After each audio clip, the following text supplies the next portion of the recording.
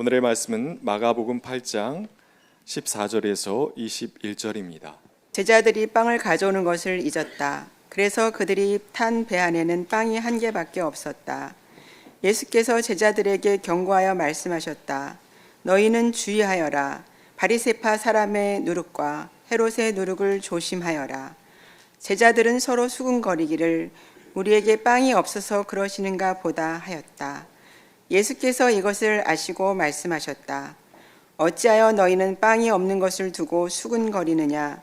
아직도 알지 못하고 깨닫지 못하느냐? 너희의 마음이 그렇게도 무디어 있느냐? 너희는 눈이 있어도 보지 못하고 귀가 있어도 듣지 못하느냐? 기억하지 못하느냐?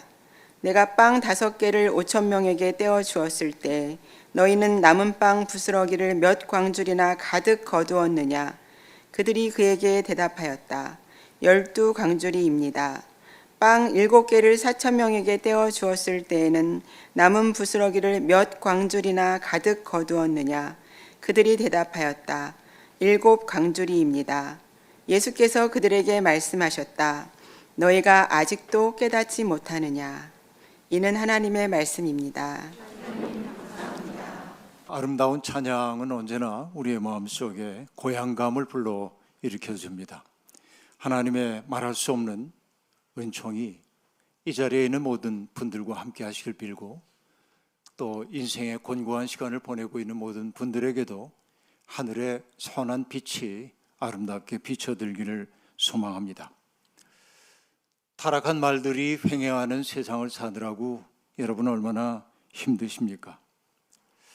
오늘 우리가 살고 있는 세상의 말의 타락은 참 심각할 정도입니다. 인간은 하나님의 선물로서의 언어를 가지고 내 마음속에 있는 생각들을 표현하고 또 다른 이들과 의사소통을 해가면서 친밀한 관계를 만들도록 되어 있는 존재인데, 그 말들이 어긋나기 시작하면서 우리는 말이 흉기로 변하고 있음을 자주 경험하곤 합니다. 때때로 나의 말이 어긋나고 있다고 느낄 때가 얼마나 많은지요. 나의 말이 누군가의 가슴에까지 당도하기도 전에 귓전에 미끄러져서 사라지고 만다는 그런 생각이 들 때가 얼마나 많은지 모릅니다. 말의 무력감을 절감하게 되는 순간입니다. 사람들을 만나 이야기를 나누고 헤어지고 나면은 가슴속에 충만함 같은 것들이 있어야 하는데, 만나고 헤어지고 집으로 돌아갈 때 마음속에 헛헛함이 찾아온다고 한다면 우리는 뭔가 말을 제대로 부리지 못했기 때문이라고 생각할 수밖에 없습니다. 각자의 말만 하다가 헤어진 것 같은 느낌이 들 때가 많다 하는 얘기입니다. 그런데 요즘 저는 참 행복한 시간을 보내고 있습니다. 많은 교우들이 전에는 안 그러더니 왜 자꾸 만나자고 하는지 모르겠는데, 개인도 그렇고 또 어떤 모임도 그렇고 만나서 이야기를 하다 보면 서로 그간 알지 못했던 이들이 서로 알아가고 또 마음속에 있던 이야기를 함께 나누기도 하고 이러면서 참 좋은 공동체에 내가 속해 있구나 이렇게 느낄 때가 아주 많이 있습니다. 그리고 경험하는 바입니다. 말의 본질이라고 하는 것이 서로에 대한 존중 그리고 감사한 마음이 바탕이 될 때 말은 어긋나지 않는구나 이렇게 느낄 때가 아주 많이 있습니다.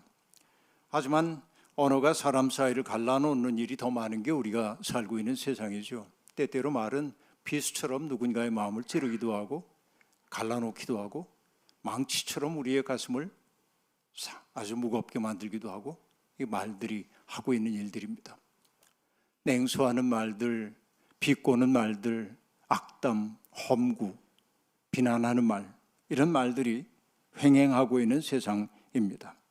하나님이 주신 가장 소중한 선물일 언어를 우리는 잘못 사용하고 있는지도 모르겠습니다.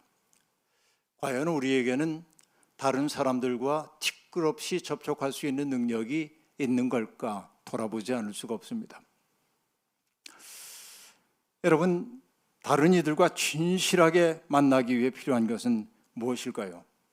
이런 생각을 할 때마다 저는 미셸 과스트라고 하는 분의 글을 늘 떠올리곤 합니다. 그분은 이렇게 얘기하네요. 만일 당신이 다른 사람들과 진실로 접촉하고자 한다면 자신을 완전히 비워라. 이는 자신이 다시 채워지기 위한 것이다. 다른 사람들의 말을 듣기 위해 당신을 잠잠하게 만들어라. 그 사람이 당신의 인생으로 들어왔을 때 그는 무엇을 대면할 것인가? 만일 당신 속에서 주를 대면한다면 그는 새로운 평화와 새로운 기쁨을 맛보면서 용기 백배하여 돌아갈 것이다. 티 없는 접촉은 우리를 하나님 앞에 내놓아야 하는 것이기 때문이다 라고 말합니다. 이 말이 툭 와닿았어요. 어떤 말이냐면 어떤 사람이 나의 인생에 다가왔을 때 그가 내 속에서 무엇을 대면할 것인지를 생각해 보려는 거예요. 나라고 하는 사람의 성격을 대면하게 되는지, 내가 가지고 있는 편견, 내가 가지고 있는 가시돋친 마음, 이런 것들을 대하고 간다면 얼마나 불행한 일입니까? 그런데 나와 만나고 돌아서면서 그 사람이 내 속에 계신 주님과 만났다고 한다면, 그래서 그의 속에 생기가 생겨났다고 한다면 나는 그 사람과 티 없는 접촉을 유지했다고 그렇게 말해도 괜찮을 거다라는 얘기입니다. 한번 우리 돌아볼 필요가 있어야 합니다. 장자의 제물론에 나오는 이야기를 제가 종종 떠올리곤 하는데요. 거기에 뭐라고 얘기하냐면은 대지 한한 소지 간간, 대언 염염 소원 첨첨, 이런 구절이 등장합니다. 뭐 대꾸가 이렇게 되어 있는데 번역하자면 이런 뜻입니다. 큰 지혜라고 하는 것은 한가롭고 너그럽고 넉넉하다 하는 얘기입니다. 그런데 작은 지혜라고 하는 것은 뭔가 따지는 것을 좋아한다, 그렇게 말합니다. 그 때문에 작은 지식은 몹시 바쁘다 하는 얘기예요. 그 다음에 대언 염염이라고 말하고 있는데, 큰 말이라고 하는 것은 뭐냐? 담백하다. 큰 말이라는 건 담담하고 담백하다 하는 얘기입니다. 작은 말은 첨첨하다고 말하는데, 첨첨하다는 말은 뭐냐면 따지고 헤아린다라고 하는 그런 말입니다. 살다 보면 우리가 따지고 헤아리는 말을 안 할 수는 없지만, 그런데 그런 말들을 사용하면서 그 말 때문에 더 큰 것을 잃어버리지 않는지 늘 돌아볼 필요가 있다. 우리의 말을 좀 돌아볼 필요가 있는 것이죠. 오늘 본문 말씀은 예수 그리스도께서 빈들에서 4,000명을 먹이신 급식의 이적이 벌어진 이후의 사건을 보여주고 있습니다. 주님은 배를 타고 호수의 건너편으로 건너가셨습니다. 그곳에 가자 바리새파 사람들이 주님을 찾아와서 주님에게 약간 시비조로 말을 건넵니다. 하늘로부터 온 표징을 우리에게 보여주시죠, 선생, 이렇게 말하는 겁니다. 주님은 깊이 탄식합니다.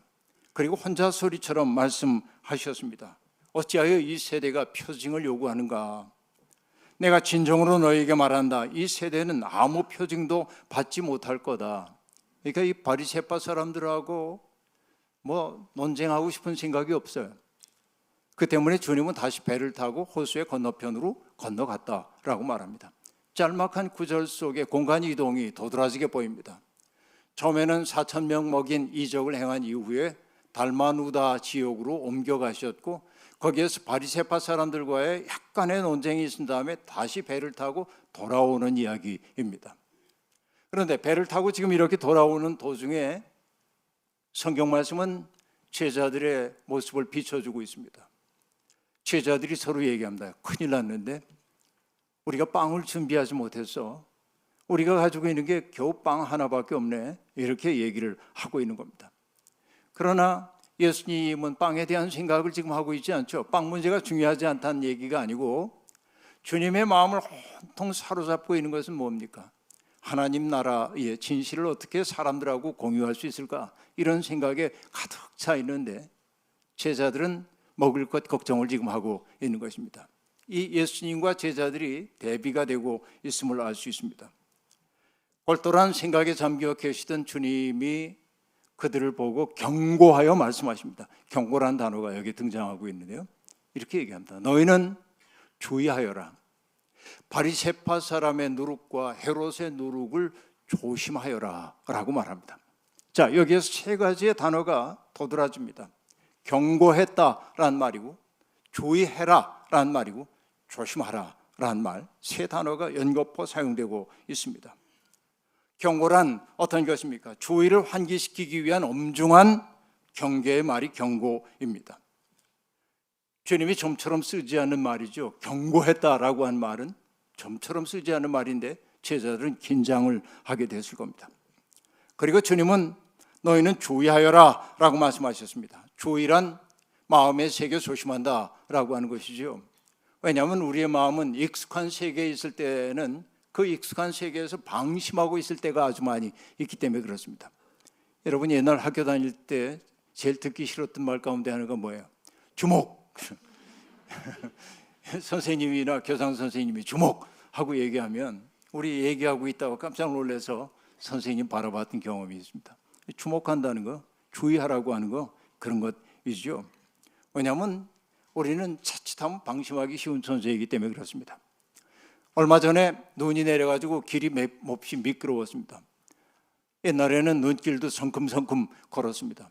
그런데 이제는 정말 최대 말년에는 떨어지는 낙엽도 조심하라고 그래서 저도 조심조심 눈길 위를 걸어갔습니다. 혼자 소리를 하는 거죠. 기서가 조심해, 조심해.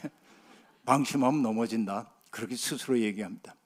성큼성큼 걷지 않고 종종 걸음치는 게 젊은 사람들이 보기엔 이상하게 보이는지 몰라도 그게 안전하기 때문에 그렇게 하는 거죠. 옛사람도 인생을 살아갈 때 어떤 마음으로 살아야 한다고 말하냐면, 여러분, 살얼음 낀 그 내를 건너는 것처럼 조심스럽게 걸어가라 하고 얘기합니다. 약동섭천 그렇게 말하는데, 마치 뭐처럼 섭천 내를 건너는 것처럼, 겨울 내를 건너는 것처럼 조심스럽게 살아라. 여러분, 얼음이 깨질지 모르기 때문에 우리가 얼마나 조심스럽게 발을 내딛습니까? 인생은 그런 마음으로 살아야 한다는 것이죠. 경고, 주의, 조심이라는 단어를 연거푸 사용하신 까닭은 이어지고 있는 주님의 말씀이 얼마나 심각한 말씀인지를 여실히 보여주고 있습니다. 그러니까 그 말씀은 주님을 따르는 사람들, 주님의 제자가 되려고 하는 사람들이 가슴에 새겨야 할 말씀임이 분명합니다. 주님이 하신 말씀 뭐죠? 너희는 조심하여라. 바리새파 사람의 누룩과 헤롯의 누룩을 조심하여라 라고 말합니다.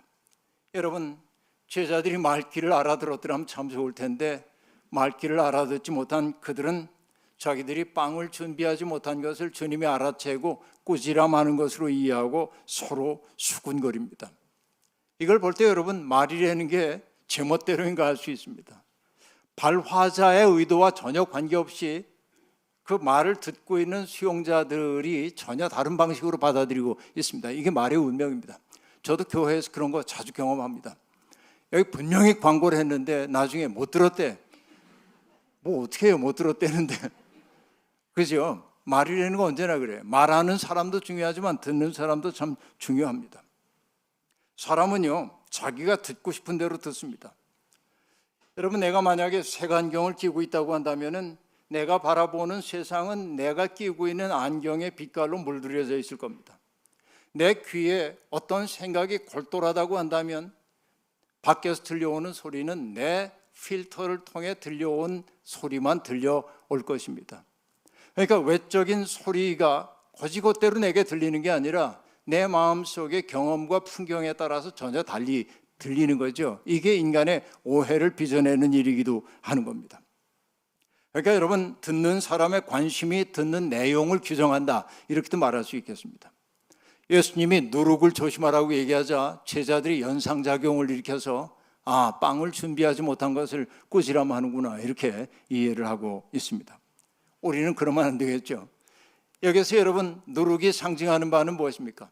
누군가의 속에 스며들어가지고 그의 속에 뭔가 부글부글 변화를 일으키는 것, 여기서는 특별히 부정적 의미에서 변화를 일으키는 악덕 같은 것들을 누룩이라고 얘기했음이 틀림없습니다. 그러면 여러분, 예수를 따르는 사람들이 늘 명심해야 하는 것 가운데 하나, 바리새파 사람의 누룩이라는 게 뭔지 생각해 봐야 합니다. 바리새파 사람의 특색이 있다고 한다면 그건 뭘까요? 그들은 자기와 남을 구별하는 일을 매우 좋아했습니다. 거기에 집착했습니다. 달리 얘기하면 남들과 같지 않다고 하는 것이 자부심의 근거였던 사람들입니다. 여기 남들이라고 규정되어 있는 사람들은 누구죠? 유대교의 정결법에 의해서 부정한 자로 규정된 사람들이 남들입니다. 그러니까 바리새파 사람들은 그 사람들과 내가 구별된다는 사실, 그 자부심이 그들의 존립 근거라고 얘기할 수 있겠습니다. 실제로 바리새파라고 얘기할 때 바리새라고 한 말은 구별하다라는 뜻의 헬라어 파리사이오스란 말에서 만들어진 말입니다. 구별하는 자들입니다.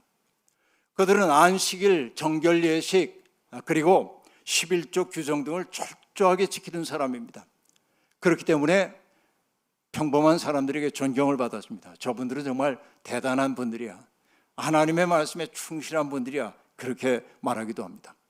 그러나 놀랍게도 예수님은 바리새파 사람들을 그렇게 높이 평가하지 않습니다. 기도와 금식과 자선을 가르치는 산상수훈의 부분에서 주님은 바리새파 사람을 노골적으로 지칭하지는 않지만은 바리새파 사람을 염두에 두고 있는 것이 틀림없는 어조로 말씀하십니다. 그들 기도하고 금식하고 자선을 베푸는 사람들의 행동 양태를 바라보며 주님은 한마디로 뭐라고 얘기하냐면 위선적이라, 그렇게 말합니다. 여러분, 위선할 때 위자, 여러분 인변에 할 위자가 있는 게 위자잖아요. 이 거짓 위자입니다. 거짓말로 행하는 거예요. 선을 거짓으로 행하는 거예요. 그런데 산상수훈은 그 위선의 두 가지 특색을 얘기하고 있습니다. 그 첫째가 뭐냐? 사람에게 보이려고, 첫째, 사람에게 보이기 위해 선을 행하는 것입니다. 요즘도 그러는지 모르겠습니다만은 여러분, 옛날에 모금 방송 같은 거 하면은 사람들이 봉투를 들고 이렇게 줄을 쭉 서 있다가 카메라가 딱 비칠 때 가서 웃음 띤 얼굴로 이렇게 넣는 모습 종종 볼 때마다 민망해 죽는 것 같아요. 왜 저래야 하나 하는 생각이 드는데, 왜냐하면 내가 이렇게 선을 행하는 사람이야, 사람에게 보이려고. 그리고 여러분, 그 위선자의 두 번째 특색을 산상수훈이 뭐라고 얘기하냐면 사람에게 칭찬을 받으려고, 이렇게 얘기합니다. 사람에게 보이려고, 사람에게 칭찬을 받으려고 라고 얘기합니다. 그래서 여러분, 여기에 위선자를 뜻하는 단어가 헬라어로 히포크리테스, 영어하고 비슷하죠? 히포크리테스인데 그 히포크리테스라고 하는 말의 뜻 가운데는 연기자라고 하는 뜻도 있습니다. 그러니까 위선을 행하는 사람들은 뭐냐? 연기하는 사람이다. 연기자를 낮추는 말 아니에요. 이렇게 연기하는 분들 속상해하지 말길 바랍니다. 자기의 행위를 근사하게 보이기 위해 사람들 앞에 연기하는 것을 뜻하는 것입니다. 이 바리새파 사람들은 끊임없이 자기와 다른 사람들을 구별합니다. 자기의 의의를 도드라지게 보이기 위해서 그들은 늘 그렇게 살지 못하는 사람들을 필요로 합니다. 그들과 구별되어야 내가 대단한 것처럼 보이기 때문에 그렇습니다. 그런데 그런 사람들이 없을 때는 어떠냐면 그런 사람을, 부정한 사람을 만들기도 합니다.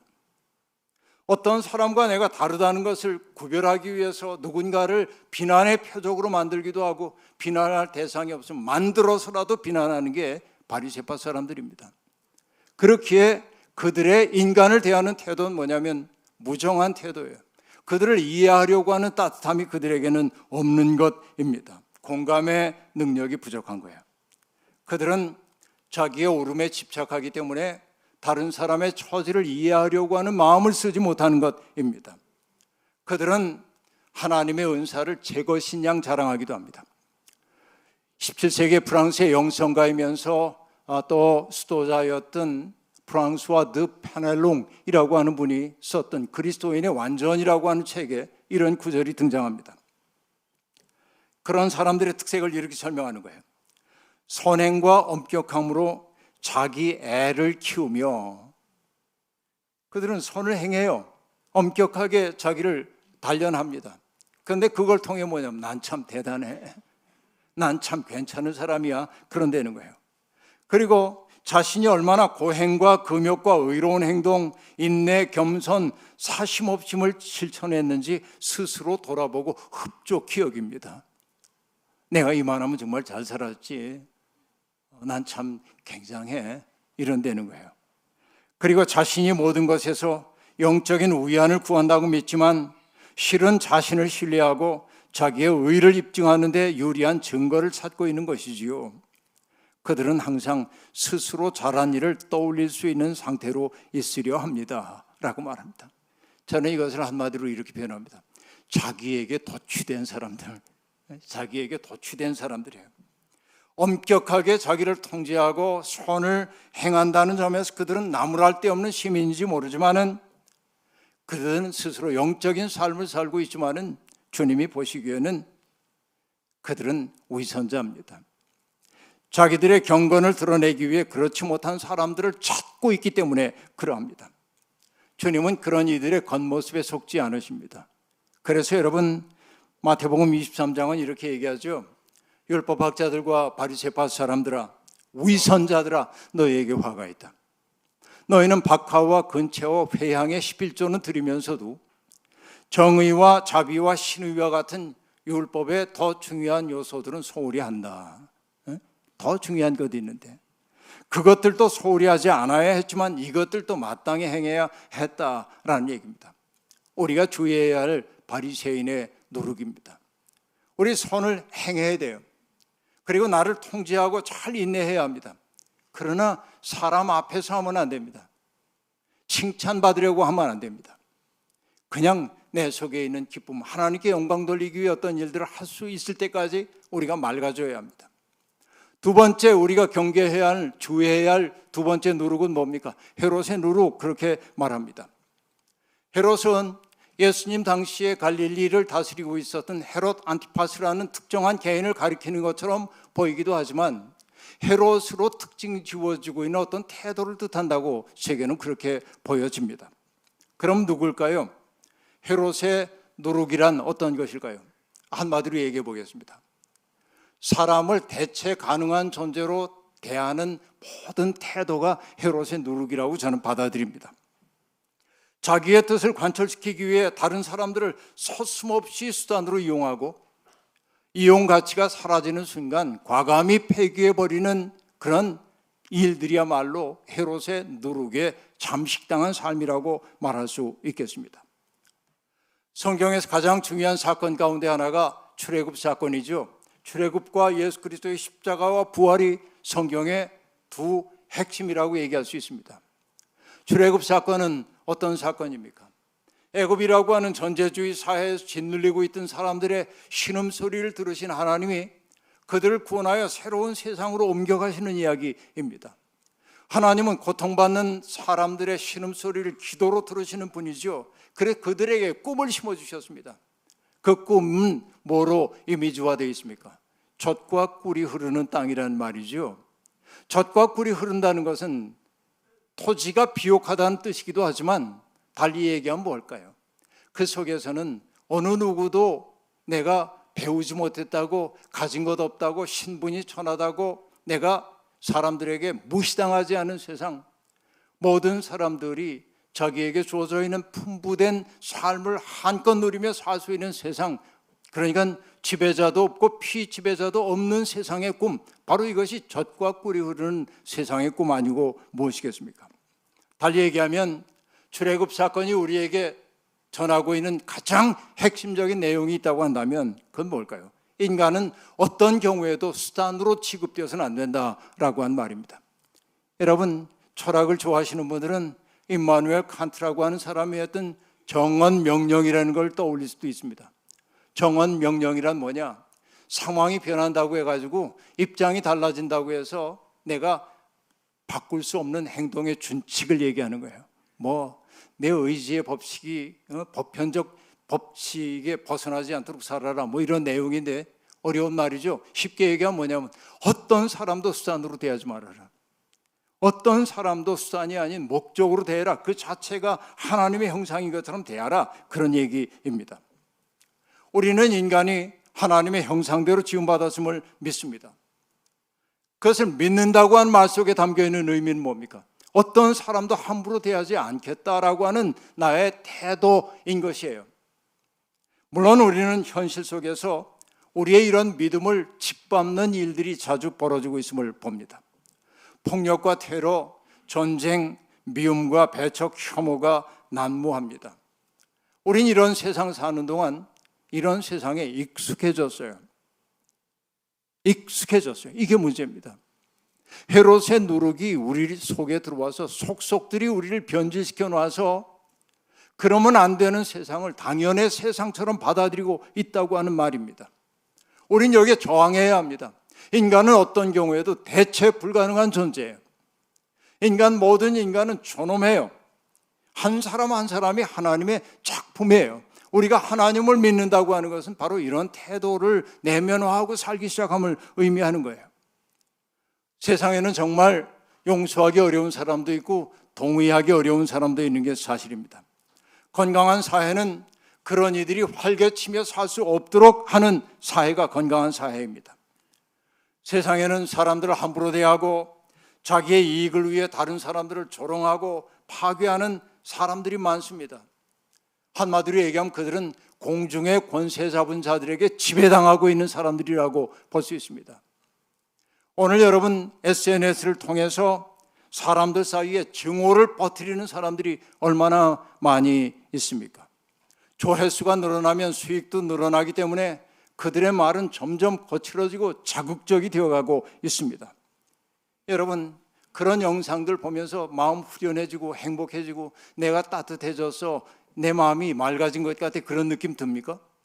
그런 거 볼 때마다 마치 오물을 뒤집어 쓴 것 같은 느낌 들지 않습니까? 여러분, 우리도 의식하지 못하는 사이에 헤롯의 누룩이 우리의 삶을 잠식하고 있는 것은 아닌지 돌아볼 필요가 있습니다. 내가 누군가를 함부로 대하고 있다고 한다면 헤롯의 누룩에게 내가 잠식당하고 있다고 볼 수 있어요.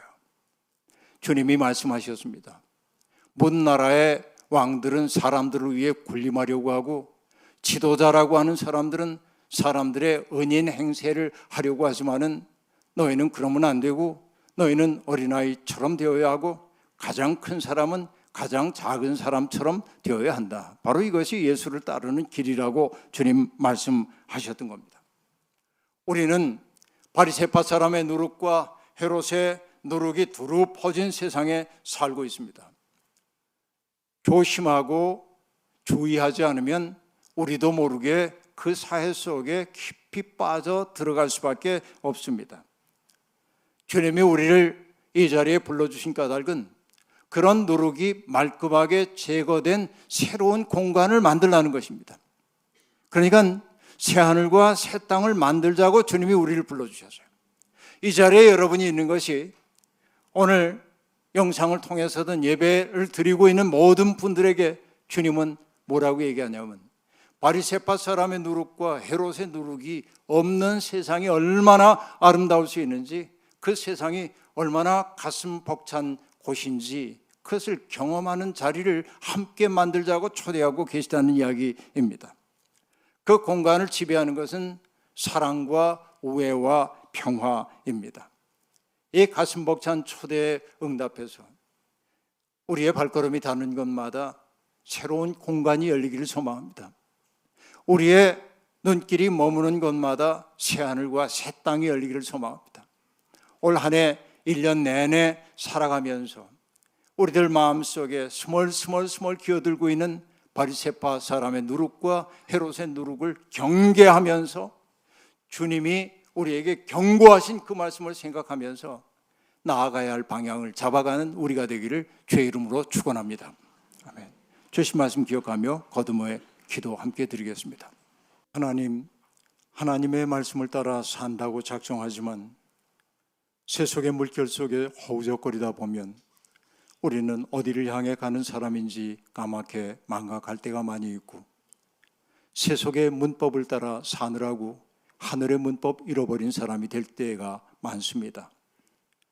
우리도 모르는 사이에 사람들을 의식하고 살고 있고 사람들에게 칭찬을 구하며 살기도 합니다. 그런가 하면 다른 사람들을 함부로 대하고 무시하기도 하는 것이 우리의 삶입니다. 주님은 우리에게 경고하셨습니다. 그 엄중한 말씀을 받아들여 맑고 깨끗한 사람들 되어 살게 하옵소서. 우리의 발걸음이 닿는 곳마다 주님의 아름다움이 물결처럼 번져가게 우리를 사용하여 주옵소서. 예수님의 이름으로 기도하옵나이다. 아멘.